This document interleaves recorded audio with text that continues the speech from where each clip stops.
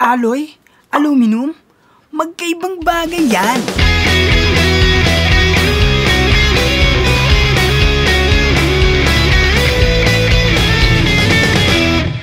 Recently, nag-post ako sa FB. Sabi ko, ito ay brass.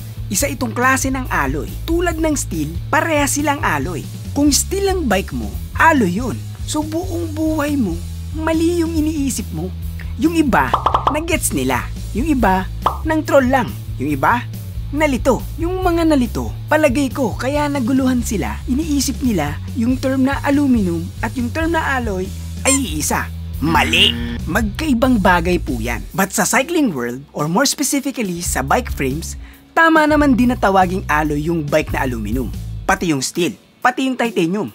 Alloy lahat yung mga frames na ganyan ang material na ginamit. Puwera sa carbon. Don't say, nalilito ka pa rin. Kailangan mong ilagay sa isipan mo na hindi parehas yung term na alloy at aluminum. So ulitin ko, magkaibang bagay yan.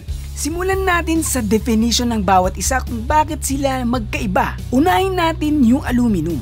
Aluminum, a silver-white malleable light element that conducts electricity and heat well, is highly resistant to oxidation and is most abundant metal in Earth's crust. Sinasabi dyan na ang aluminum ay isang klase ng metal element na magaan, malleable, so meaning malambot at madaling i-shape at balubalututin. Hindi kinakalawang at kayang mag-conduct ng heat at electricity.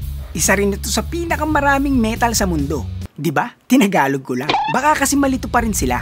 Pero ang pinakasimpleng eksplanasyon ay, ang aluminum ay isang element sa periodic table na ang atomic number ay 13, Al ang symbol. Element ito, element. Siguro naman nakakita ka na ng periodic table, di ba? Ang tanong, meron ba dyan sa periodic table of elements na isang box na alloy ang nakasulat? Spoiler, wala! Walang alloy na nakasulat dyan. Bakit wala? Ano bang definition ng alloy? Alloy is a substance formed from the combination of two or more metals. Alloys can also be formed from combination of metals and other elements. Tagalugin natin para mas maintindihan ng mga tao. Ang alloy ay isang bagay na gawa sa dalawa or mas maraming pinaghalong metal elements. Dalawang metal na elemento pinagsama. Pwede din kombinasyon ng isang metal na elemento at ibang hindi metallic na elemento. Napakasimple, dalawang metal pinaghalo, alloy. Isang metal, ibang elemento, pinaghalo, alloy.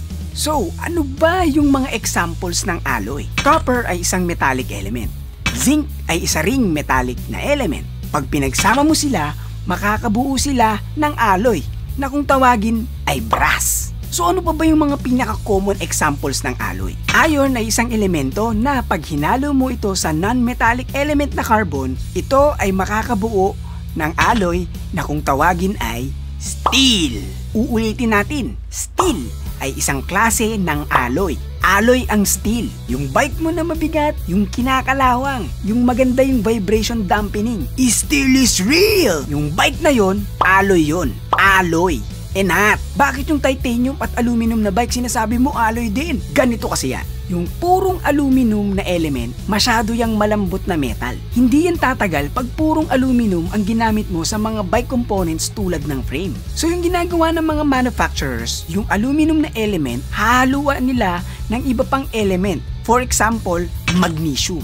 Pag nagsama na yan, makaka-form yan ng alloy. Aluminum alloy na mas matigas kumpara sa purong aluminum. Pwede nang gamitin sa mga bike components tulad ng bike frames. Kaya nga madalas nakikita mo may AL6061, may AL6065, AL7075, etc. etc. Mga kombinasyon yan ng mga element para makabuo ng iba't ibang klaseng aluminum alloy na may iba-ibang klase ng tibay, lambot, at gaan. Ganon din yung titanium na bikes. Hindi naman yan purong titanium. May halo din yan. So titanium na element, hinaluan ng ibang element. Alloy. Ibig sabihin, pag sinabihan mo yung tropa mo na, pre, pag bibili ka ng bike, bilhin mo yung alloy. So anong bibilin kong bike? Aluminum, steel, o titanium? Alloy. Bili ka ng alloy. So ano ang bibilin ko? Tang***man eh. Sige pre, friends over na lang tayo. Kung magsasuggest kayo ng bike sa tropa nyo na magaan at hindi kinakalawang, ang sabihin nyo, pre, pag bibili ka ng bike, bilhin mo yung aluminum. Maganda yung suggestion mo. Tara, libre kitang merienda. Yan ang tama. Bottom line, huwag nyong gamitin yung term na alloy lalo na kung ang tinutukoy mo ay aluminum. Kasi ang term na alloy ay general term yan sa iba't ibang bike frame materials pwera sa carbon. Ginawa ko tong video na ito kasi nakakarindi na din yung mga nababasa ko sa mga groups. Baguhin na natin yung mga maling nakagawian natin. Mas okay na gamitin na natin ang mga tamang terminologies at yun na lang ang ipamana natin sa mga susunod na henerasyon. Ako nga pala si Nat na nagpapaalalang manatiling bike no babang buhay para tuloy-tuloy lang ang pasok ng kaalaman.